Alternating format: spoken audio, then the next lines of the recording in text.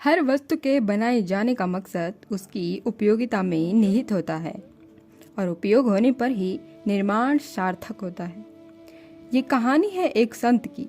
संत तिरुवल्लुवर, जो कि आरंभिक जीवन में एक जुलाह थे, साड़ी या जरूरी कपड़ों की एक छोटी सी दुकान चलाया करते थे। एक बार कुछ शरारती लड़के उनकी दुकान पर आकर सौदेबाजी करने लगे। उनमें से एक धनी लड़के ने साड़ी को उठाकर पूछा, क्या मूल्य है इस साड़ी का? संत बोले, 2 रुपए। शरारती लड़के ने साड़ी फाड़कर उसके 2 टुकड़े कर दिए और फिर पूछा, अब क्या मूल्य है इसका? 1 भाग का 1 रुपया। संत बोले।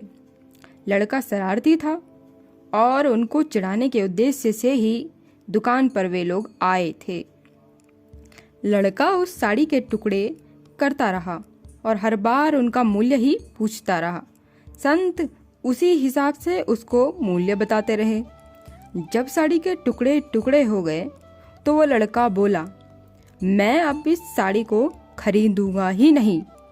ये टुकड़े मेरे किस काम के हैं? संत बोले, ये तुम्हारे क्या, किसी के भी काम के नहीं है। यह सुनकर लड़के को कुछ लज्जा सी आई।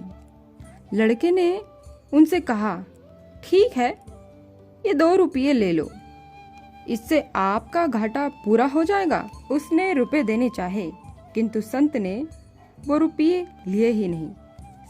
संत बोले, घाटा तो तुम क्या कोई भी पूरा नहीं कर सकता। किसानों के परिश्रम से कपास पैदा हुआ, जिसकी रुई से मेरी पत्नी ने सूत काता, उसको मैंने रंगा और फिर उसकी साड़ी बुनी। घाटा तो तब पूरा होता जब कोई इसको पहनता। कितने लोगों का परिश्रम व्यर्थ गया। क्या कोई रुपए से इस घाटे को पूरा कर सकता है? तिरुवल्लुवर ने यह सारी बात बड़े शांत चित्त से कही थी। किसी आवेश में आकर या डांट के भाव से तो बिल्कुल भी नहीं, मानो कोई पिता अपने पुत्र को समझा रहा हो। शरारती लड़का यह सब सुनकर लज्जा से पानी पानी हो गया। उसकी आंखें भर आई। सहसा वो तिरुवल्लुवर के चरणों में गिर पड़ा। उसने उनसे बार बार क्षमा याचना की। तिरुवल्लुवर तो संत ठहरे, उन्हें उस सब पर कोई क्रोध आया ही नहीं था, तो फिर क्षमा क्या करते।